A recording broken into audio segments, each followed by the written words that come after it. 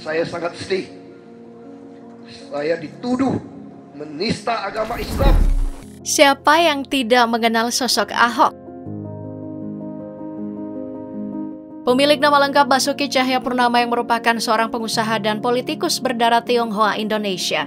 Sosok Ahok sangat terkenal di kalangan publik sejak ia menjabat sebagai Wakil Gubernur DKI Jakarta, mendampingi Joko Widodo pada tahun 2012. Sebelumnya, Ahok juga pernah diangkat menjadi Bupati Belitung Timur pada tahun 2007. Pamornya semakin naik saat ia ditunjuk sebagai Gubernur DKI Jakarta, menggantikan Joko Widodo yang saat ini beralih menjadi Presiden Indonesia pada tahun 2014.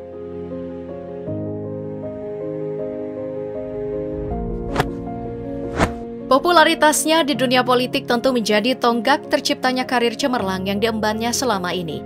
Namun bukan berarti pamor mantan Gubernur DKI Jakarta ini tidak pernah tercoreng. Pasalnya, Ahok pernah terjerat kasus yang sangat kontroversial, yaitu kasus penistaan agama. Kasus ini berawal dari sebuah potongan video yang menampilkan Ahok melakukan pidato saat kunjungan sosialisasi program budaya ikan kerapu di Kepulauan Seribu. Dalam pidatonya itu, ia sempat menyitir ayat Al-Quran surat Al-Maidah ayat 51.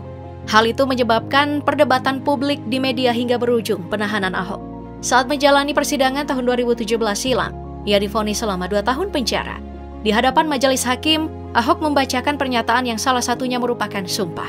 Ahok menyebut bahwa siapapun yang menzaliminya, maka orang itu sedang melawan Tuhan yang Maha Kuasa, dan ia akan membuktikan orang-orang yang menudingnya menistakan agama akan dipermalukan satu persatu. Ia mengaku hanya difitnah. Pernyataan Ahok itu seolah-olah menjadi karma bagi siapapun yang mempercayainya. Benar saja, beberapa waktu kemudian, banyak tokoh tanah air yang konon dinilai mendapat karma Ahok karena menudingnya sebagai penista agama. Mulai dari Habib Rizik dan Munarman yang masuk penjara, bersama ormas FPI yang dinyatakan bubar karena menjadi ormas terlarang.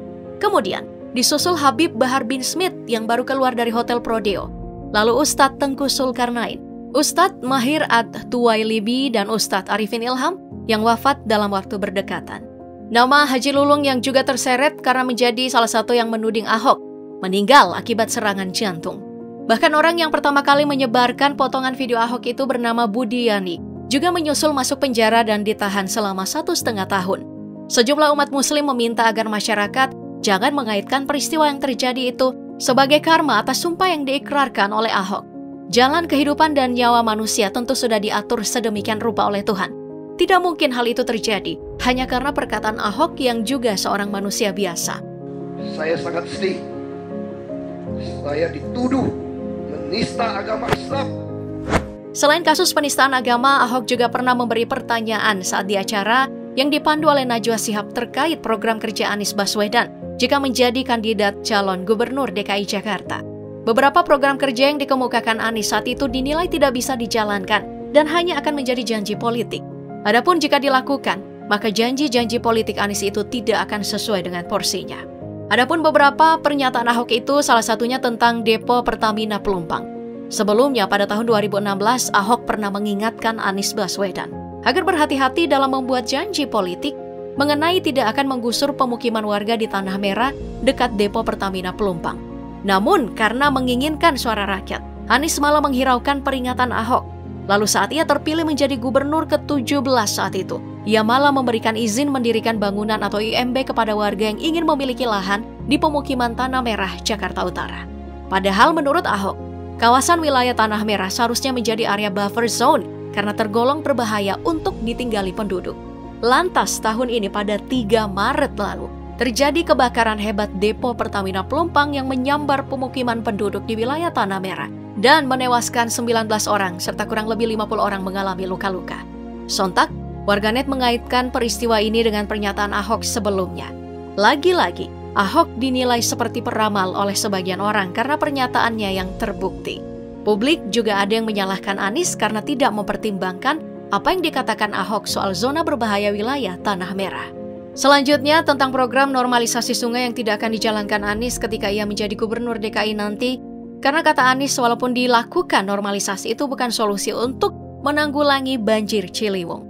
Di acara Mata Najwa, Ahok jelas mengatakan bahwa program normalisasi sungai itu pasti akan dilakukan oleh Anies sebagai penanggulangan bencana banjir.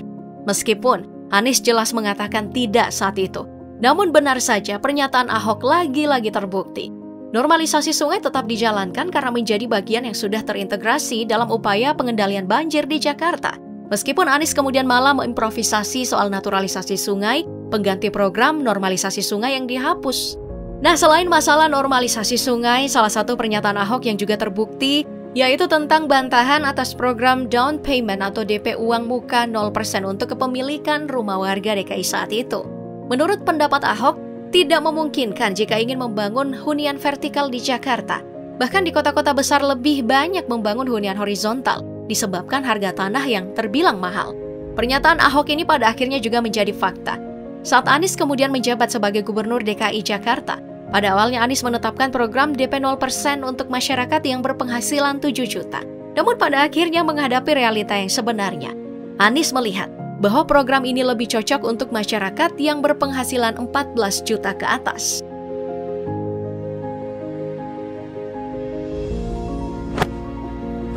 Bukan hanya itu, Ahok juga pernah menyatakan soal masalah pengurusan sertifikat tanah yang sejak dulu terbilang mahal. Jika suatu saat nanti Ahok menjadi presiden, ia berkata bahwa akan menggratiskan pengurusan sertifikat tanah nantinya. Walaupun Ahok mengatakan itu sebagai candaan, namun lagi-lagi seperti ramalan tak terduga, pada tahun 2019 hingga tahun 2025, Presiden Jokowi berjanji akan menggratiskan sertifikat tanah untuk seluruh masyarakat Indonesia. Kemudian jangan sampai ada lagi oknum yang mengambil kesempatan dalam kesempitan mengenai pengurusan sertifikat tanah.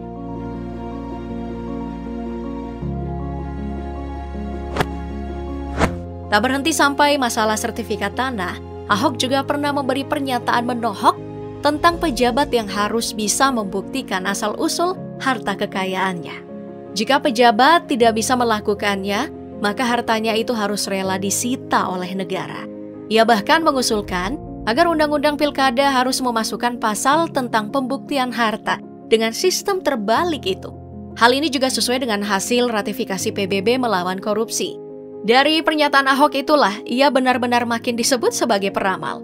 Pasalnya bersamaan dengan itu sedang maraknya kasus yang tengah viral tentang pemberitaan membongkar asal harta kekayaan ayah dari Mario Dandi Satrio selaku pejabat pajak yang memiliki total kekayaan miliaran rupiah, padahal tidak sesuai dari gaji dan tunjangan yang selama ini diterimanya. Minta, saya teriak-teriak, saya bilang aktivis-aktivis mana ngomongannya, saya cuma bilang. Nah, 6 ramalan Ahok yang telah terbukti itu disebut hanya kebetulan oleh beberapa masyarakat. Namun ada juga yang percaya dan mewanti-wanti agar perkataan Ahok jangan dianggap remeh.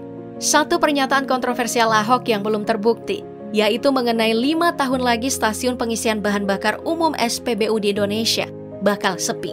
Karena dalam kurun waktu beberapa tahun terakhir, banyak masyarakat yang lebih memilih membeli kendaraan listrik yang lebih hemat dan lebih memudahkan untuk pengisian daya yang hanya membutuhkan listrik dibanding harus repot antri di Pertamina untuk mengisi BBM.